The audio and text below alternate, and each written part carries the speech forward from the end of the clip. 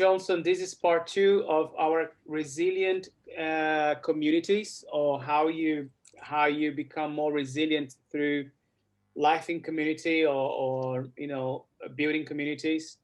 Yes. And I want to start from the start now. I want to start with a quote that is for me is an amazing quote from Marcus Aurelius. It says, "That which is not good for the beehive cannot be good for the bees." It might be a bit controversial because there is something that people always discuss about community versus individualism, Hmm. right? Where does community start? Let's say stop, individualism starts, and the other way around. So the question for me is, yes, let's build resilient communities, but what about the identity of the individual, and what about who we are as a person? How do you navigate through this, let's say, conundrum in many ways? Yes. So could you just run that past me again? The quote is, "What's not good for the beehive Cannot be good be for the good for the bee." bees. So what does that mean for you? For me, is basically that everything that we need, everything that is of goodness, comes from the aspect of the beehive. And if you see the life of the bees, let me put it that way. There was a movie um, years ago called the Bee Movie. And that was the main character. I think his name was Barry Benson, something like that. Mm-hmm. And the whole struggle of this B character was to finding himself inside of a context that people were told him how to behave and what he was supposed to be doing. He had to accept life in the beehive as it is, but he didn't want that. He still wanted the good for the beehive, but he wanted to do something with his life that was like different from what was allocated to him. And that was the whole crisis that come to him to find a place in the world, in society, in even a bee society. And then he goes through a number of different adventures. I doesn't It's not relevant here, but the relevant here is that even in that context, it was an individual trying to find his identity, but at the same time wanting the good for the community, or wanting to be part of that community, and wanting that community to be proud of him. Right. So the question is that, I know, because I was brought up in an environment where community is very important. We tend to say in Brazil that Brazilians do everything together, everything community based, and there are many countries in the world where that is true. But personally, I really like my private time as an individual, seeking my own identity. So, in terms of resilience, we know that we need to have resilient individuals. At the same time, important that community to become resilient. So there is this relationship between community and the individual, and vice versa. And sometimes for me, it's a fine balance between the community allowing the individual to flourish and grow in their individuality, and the individual also realizing that that individuality is for the service of the community also, and the people around him. It does not exist in a vacuum. And that is the context what I'm talking about. Okay. So I guess for you, it's kind of like, so you've been brought up, and I know what you're talking about. When in the past, I've come into your house and I've visited you, and suddenly I open the door and there's about 15, 20 Brazilians all over the place. I'm thinking, wow, these guys love being together.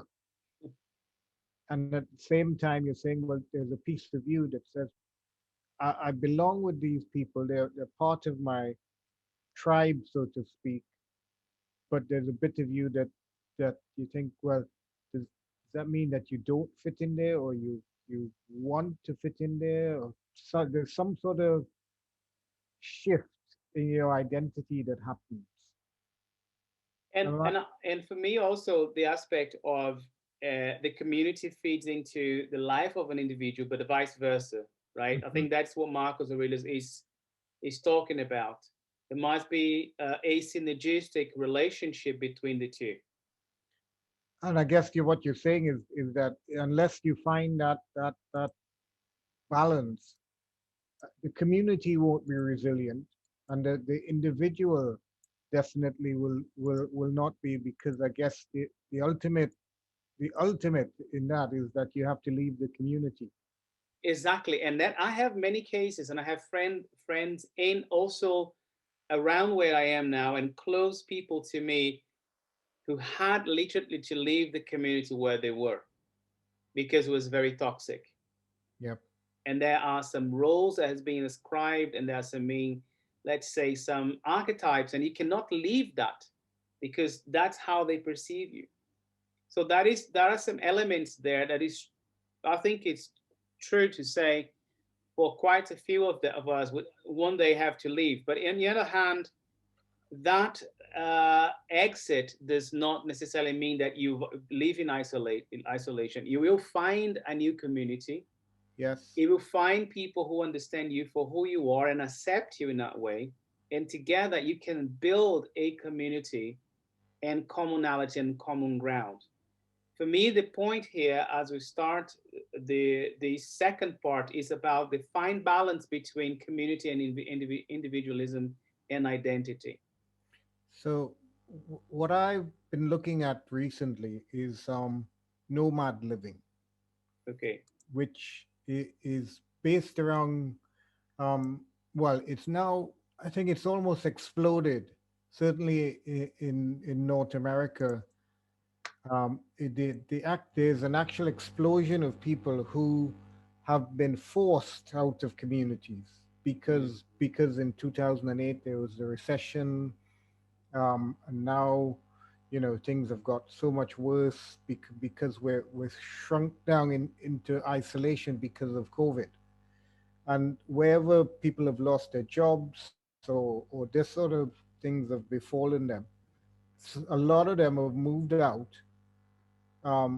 of necessity into living on the roads. When I say I don't mean on the roadside. Yeah, they have people who've bought camper vans. There are people who've converted vans to live in, and there's been a huge explosion in this. There's also been a huge explosion in tiny houses. hmm. If Yeah, I know that. I've been following that a little bit. so, if you search these things, you find that there's a group of people who have left their known community. Hmm. But at the same time, what I've noticed as well is that you might say, well, I'm in the back of a van, I'm sleeping in it, I'm eating in it, all of my possessions are in this van, and you think this is one individual. But in time, what seems to have happened is that these individuals are now started to gel together Hmm. to form another community. Hmm. So there is a nomad community that exists. Um, a lot of it can be online, and then some of it can be in and around perhaps campsites that they know that they're welcome in. Okay, So that's very interesting. But then I think if you dig deeper, I'm not sure, into these new communities forming, there yeah, might be that balance between we'll welcome you here for who you are, but you yeah, also help us to build a better community. And that is that exchange of value that occurs, that I found myself from who I am in there, but it also allow me to be who I am. So there is that exchange, and that's probably where the beehive element is important, because without the beehive, the bee doesn't survive, but without the bees, the beehive doesn't survive. correct. And so that's the sense of, for us, moving it slightly onward from bees. So bees, I think, don't change a lot. A beehive, a community, it remains a community. Hmm. And I think one of the key differences between communities of people Yeah, is that the community has to change. It evolve, exactly. exactly, it has to evolve. And one person must leave a community if that is toxic and that is not supporting anymore the lives, and if it's not viable anymore, right? Correct, correct. So when if the individual who lives in a I don't want to call it a standard community, a long established community, Hmm. is exposed to new inputs. Like for instance, where you are, you have your life has been transformed by moving out of a Brazilian culture Hmm. into a European culture, and so I guess Well, I think was I would say it was a UK and now European because again it's completely different from a British culture to an Austrian culture, for example. exactly. So your mindset has expanded for the good or for the bad. Things have happened. Your experiences have meant that your mindset is shifted, and so to go back into a community that you've come from, it would be very difficult if that community is not changing at the same time. Mhm. And I think that's what you're talking about, is that a resilient individual is has to be resilient in the context of a community. But It finds resilience in who he or she is yes, within the context of a community. That yes, resilience also supports the community, and the collective resilience of the community also supports the individual. That's a very complex structure, but that's who we are as yes. human beings. So I just come back to the nomad living guys. So if you watch some of them, you'd find that um, they're groups of people who you form a community on interest. For example, we all like photography, say, okay, but the nomads are there because, well, we can't afford to live where we are anymore, so we have to find a new way of living. So the community can be based around a negative, like, oh, da da da, taxes are high and it's all this sort of stuff, or it's political or whatever it is. So there can be a negative element of forming a community. We all want to moan about the same thing. But I think you find those communities are very short lived because they become toxic in themselves. Mhm. But if you build a community around needs or sharing information, so how do you live in your camper van with no heating? Oh well, I use a gas stove, or I use solar panel, or so how do you then um, build a what is your, I was going to say solar system, but what is your system of solar power looks like? And so that starts to gel around the sharing of information. Mhm. And I think And that's that information leads to support correct. or better support, isn't it? Exchanges Yes, and not only knowledge but resources, etc. exactly. And so the community that starts to form, that nascent community, starts to become more and more resilient Mhm. based on the shared values. Okay. No, no, no, absolutely excellent. For the listener or for someone watching the program, the important thing is to you keep moving towards finding who you are. But the best way that that might happen is in the context of an exchange and a synergy with people of like-minded, like-minded people within the community. Correct? Correct. And I think we will come and talk a bit further on about it in terms of, so you see it in businesses as well. Hmm. So, but What we're trying to build here exactly. what what we're trying to build here, but it's in and around that same thing of that there is a shared value Hmm. or, with different experiences, and then you bring in your expertise, and you start to build together something that everybody benefits from. Maybe not in the same way, but we all can benefit at the And same. perhaps there is even the knowledge that community is not it shouldn't be forever. It's a moment in life, a group of friends or a community that you there is a time and there might be the time to leave and Yes, move on in the journey, right? correct. Yes.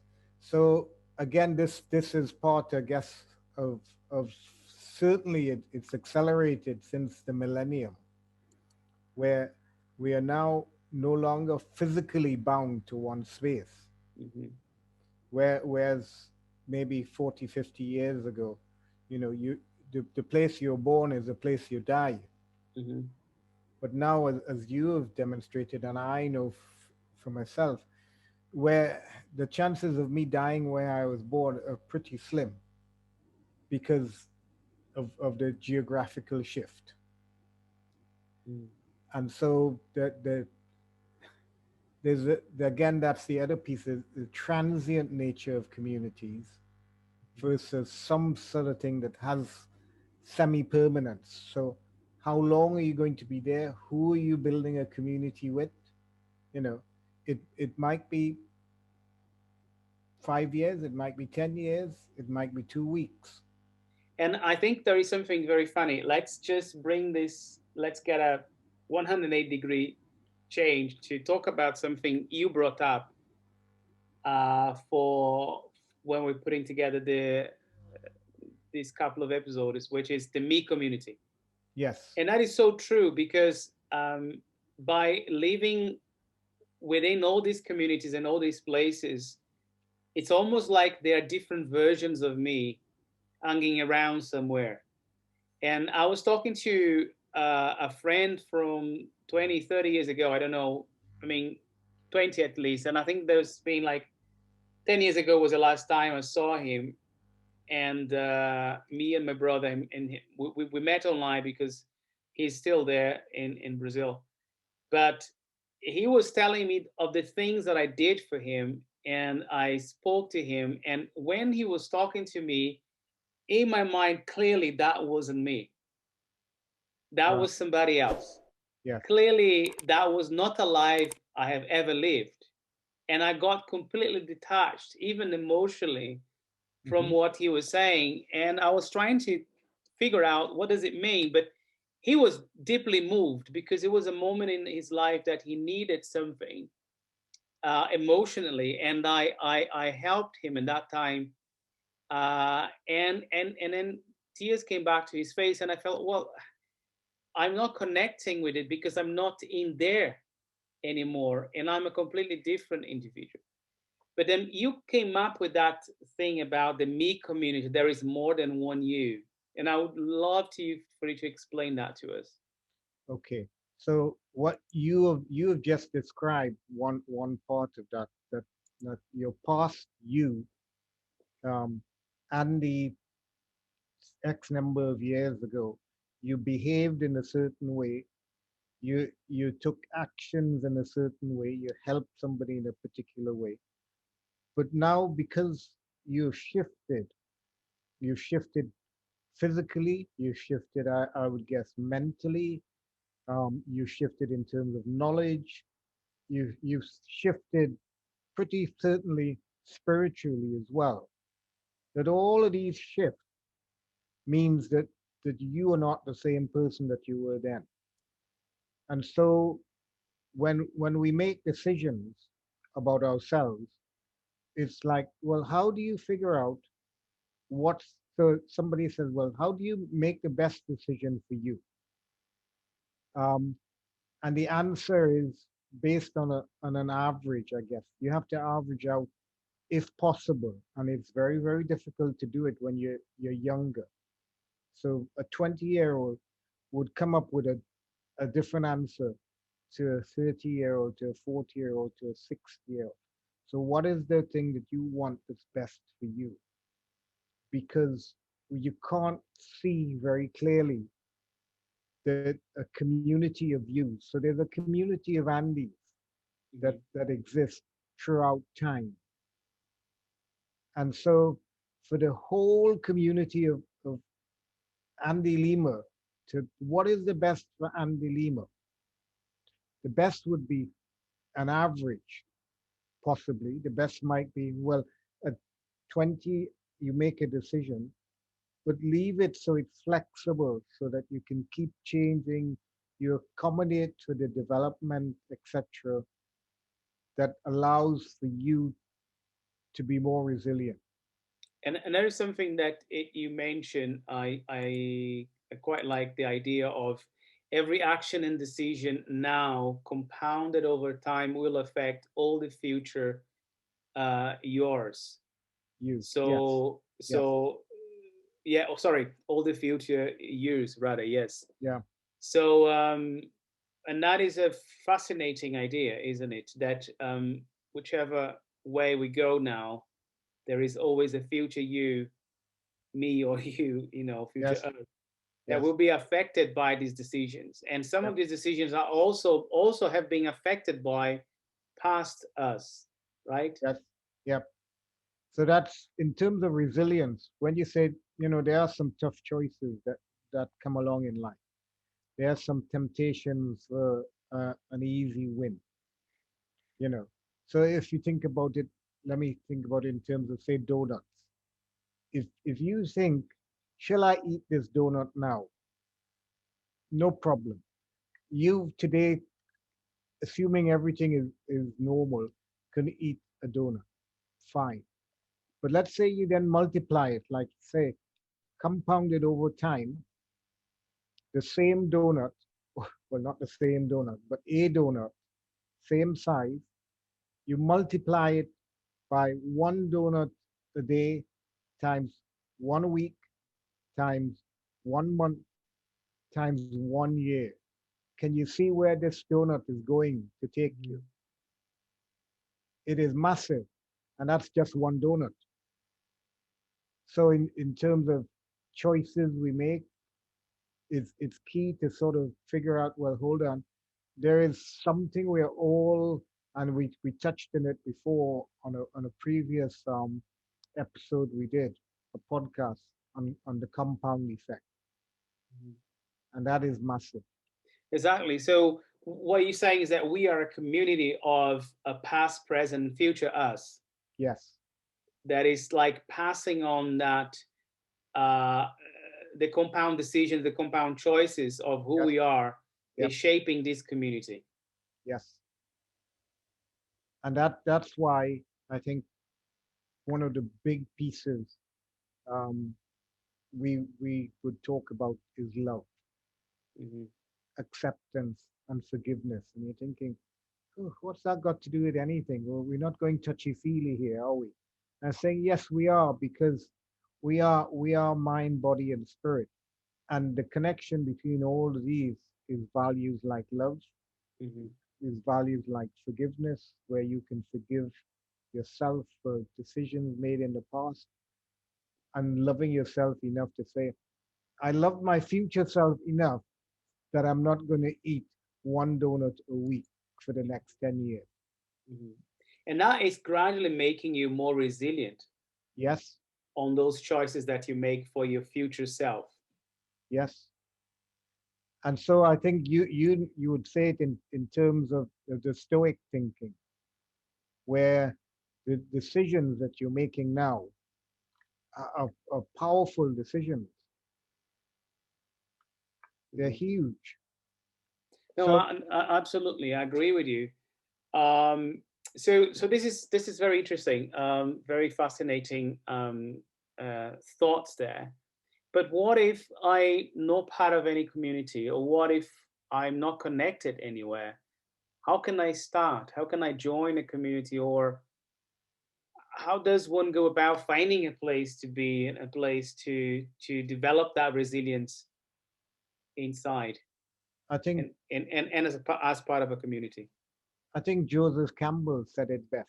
He said Joseph Campbell was the guy who came up with the idea of the hero's journey for people who don't know his work. And he said, follow your bliss. Said, follow what your passions are. So while we think we are unique, well, in a lot of ways we're not. So what do you like, for example? Do you like running? Do you like cooking? Maybe you like cooking curries. Maybe you like cooking Thai food. Do you like reading? And I know you do. So Mhm. then you drill down and you say, what do you actually like reading? Is it fiction? Well, let's drill down a little further.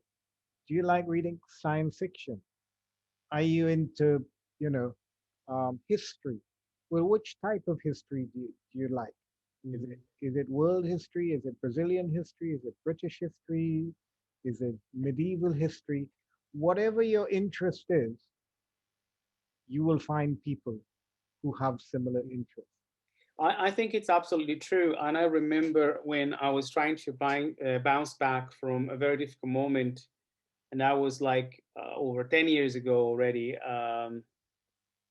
And um, I think almost 10 years ago, I think a little bit less Hmm? than that.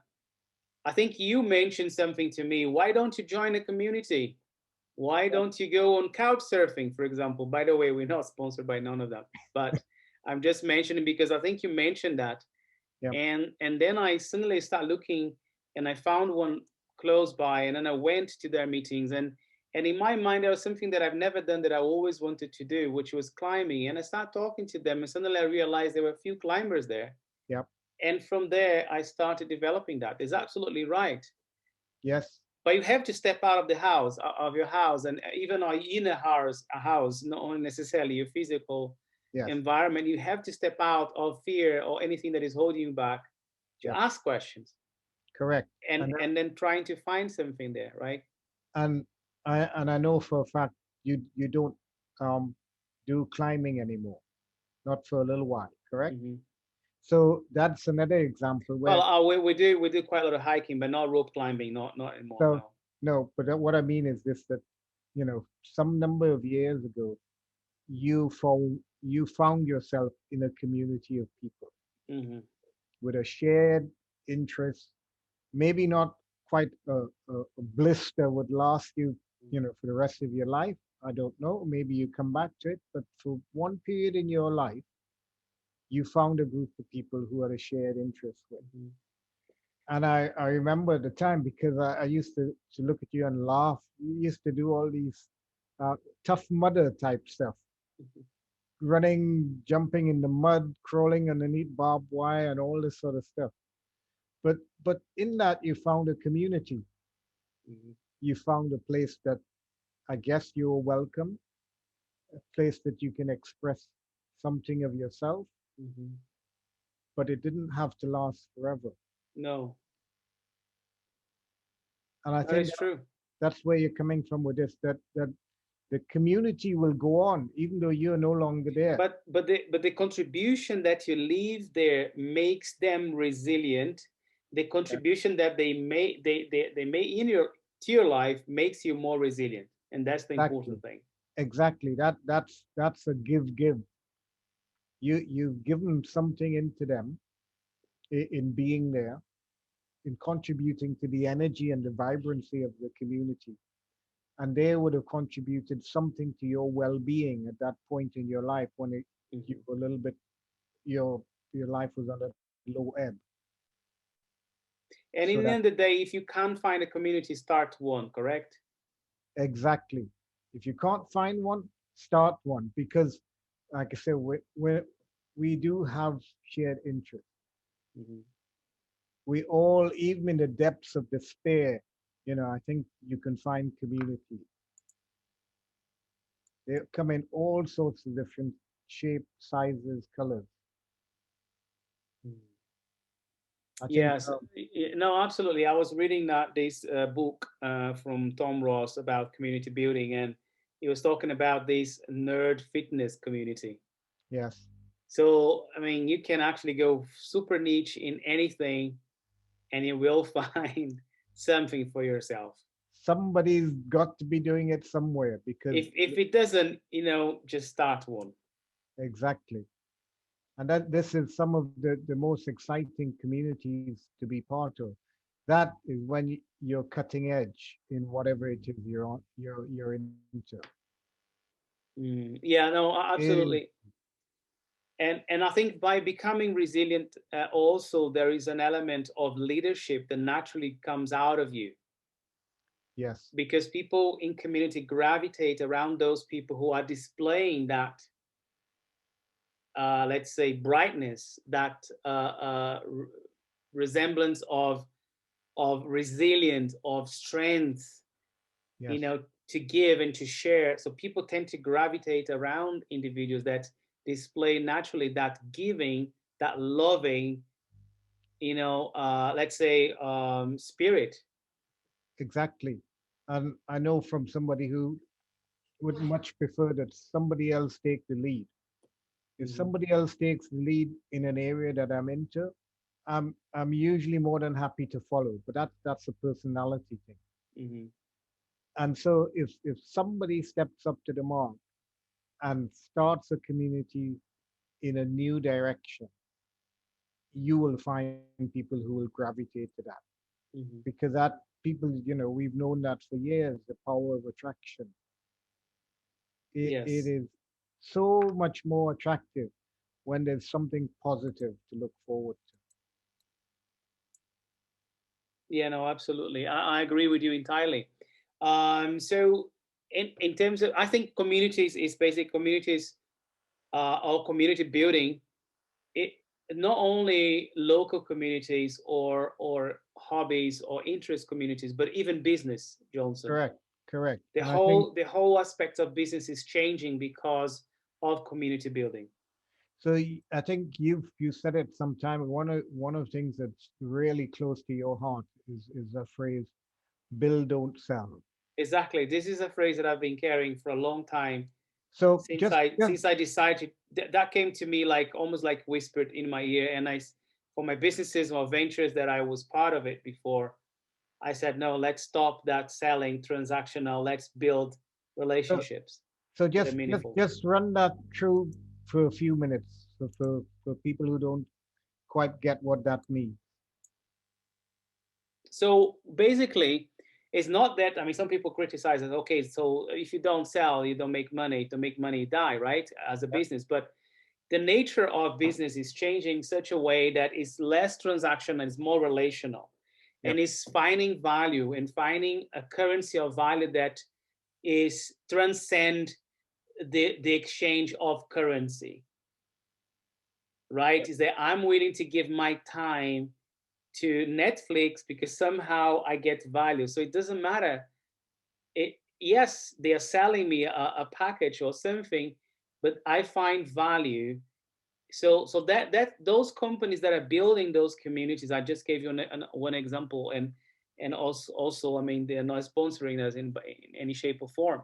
yep, But I mean, so many of these communities where they still selling something, but the focal aspect is creating an identity around a community that people identifying themselves, they want to exchange their wallet or their time or both for being part of that community.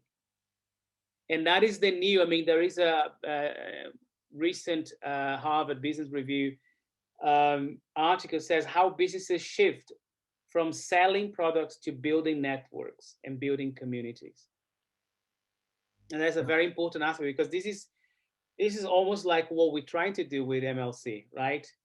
Well, yep, mental life choices, we're not even selling anything, or we might have something that might be sold at some point.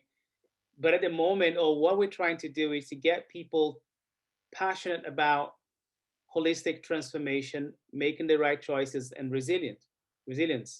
yes, That's what we're all about, and bringing people together. yes, exactly. Because from our past lives or our past us and community, we come from areas of brokenness that somehow got mended, and now we want to give something back to the community. Yes. We could start an e-commerce and sell some products, but how that is not the ethos of exchanging value anymore. Yep. And so I think that it's exactly the same. So it starts with a question in terms of values, that has to be answered for any community is why are we coming together? Mhm. What's the point of coming together? and So and generally speaking, communities are more resilient than businesses. yes, Only businesses, only purely transactional businesses. correct. So in a transactional business, I think I understand it like this. If I was trying to sell you a car, and I start to rubbish you and say, oh, whatever negative thing I want to say, or give you bad customer service. At the end of the day, you might buy the car because it's a cheap car, but the chances are you'll never come back to buy another car from me because you think, wow, that guy is awful. I'm not going back there again.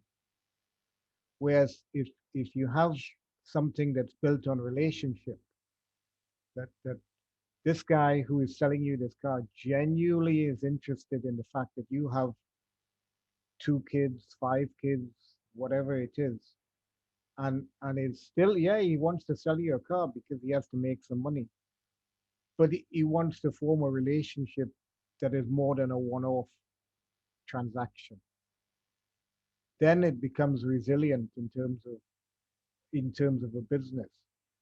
I And think from business for business owners, or let's say restaurant, if you're in a restaurant, or if you're a hairdresser, or I don't know, if you sell cars, or any type of business, if you're in service or consumer brand, or if you are serving other companies, uh, I've seen so many examples time and time again that through community building you create a powerful synergy that supports you through very, very much tough times. And that's exactly the type of times we're living in the moment, yes, right? With a lot of uncertainty. And those people who build communities, they can actually navigate through those uncharted waters and difficult times and times of transition or challenges. yeah, and I think that the key word in there is loyalty. Mm-hmm. That we are loyal, not, some people are loyal to a brand, but I think those days are starting to wane now. Absolutely. So I might like, I don't know, I might like Levi's, or might like whatever, Ford Motor Car, or whatever it is, and think, yeah, you always do that. Mm-hmm. But now it's changed. Things are changing to the degree we're not so much loyal to the brand anymore, but we're loyal to the community around because we have relationship with the community. Mm-hmm. The people, but also the value that we find and the purpose that we find in that community for ourselves also. Yes, and that gives it um, longevity. Mm-hmm. That gives it a sense of um, that this will last a bit longer or further on than somebody that or some company that doesn't have that. I think what's that? Harley Davidson Mm-hmm. have that sense of community building. Mm-hmm. They don't just sell you a motorbike. I don't have a Harley, but when you talk to the real Harley enthusiasts, they talk as if it's their family. I'm thinking, wow, but it's not just the bike; it's the people around you. It's the let's talk about the wheel. Let me show you how I do this, which is the other piece of community.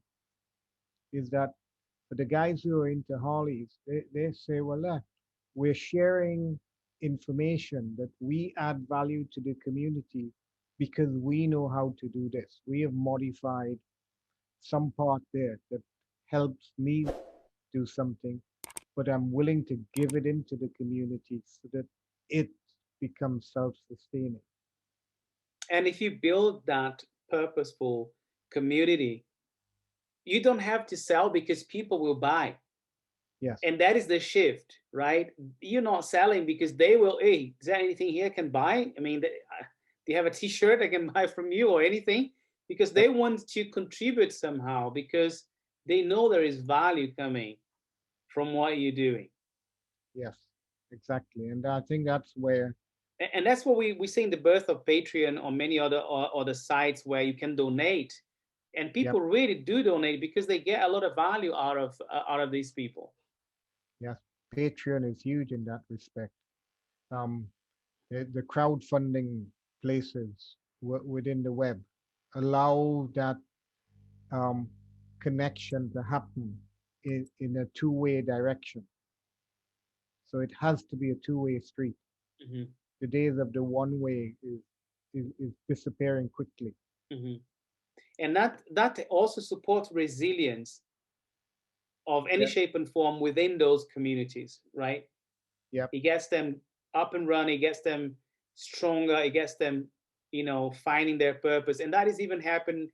Businesses are really shaped inwardly now because people are wanting to work for companies that not only pay them a good salary anymore, but they need to find purpose. They need to have a purpose that is beyond the profit. Exactly. And that's a big one within any community, is that sense of purpose. Mhm. So for millennials onwards, purpose is the word. But I'm not interested in something that is simply a 9 to 5 or 9 to 9, whatever. And this is the funny thing about it. The greater the purpose, the more likely you are to put effort, time, blood, sweat, and tears into it willingly. Absolutely. No, absolutely. That is absolutely fantastic, Johnson. Great talking to you. So it comes to an end now. Our part two in this community, building resilience in community. It's it's been excellent discussing those aspects with you. And this is exactly what we're trying to do with MLC, correct? Exactly. So even as we say, hopefully we're looking to walk the walk, because even in the governance and the legal framework, if as we're looking to develop a CIC, which Hmm. is a community interested company versus a PLC, and even in that, Or limited. or even yeah, it's not a limited by guarantee company on its own, but the sense of community in there ties you into things that for instance the number, the percentage dividend shares of a company who's a CIC is 35% max. So it means that most of the stuff has to go back into building the community. So Hmm. you have to show that we're serious in what we're doing. One way of showing it is within the structure. Hmm.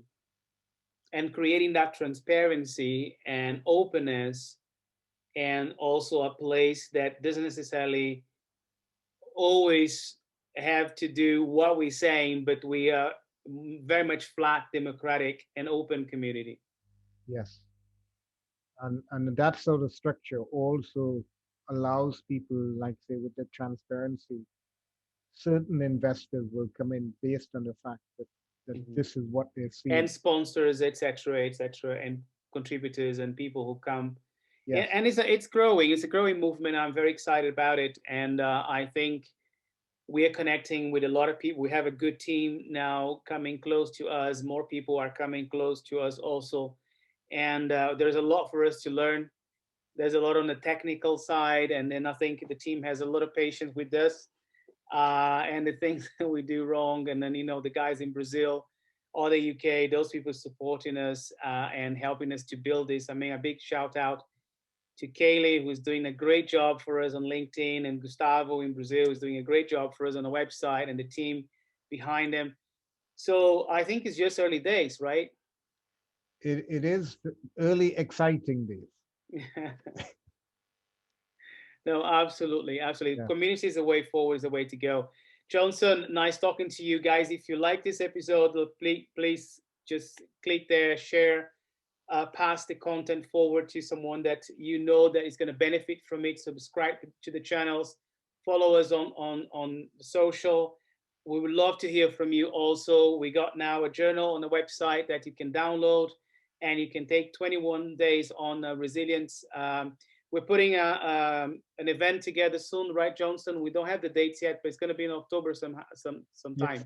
It's in the autumn time where we're going to put um, a resilience event together, where we will all come together. We're inviting people to come and share that day with us, to bring your knowledge, bring your experience, bring your expectations, so we can all add value to each other.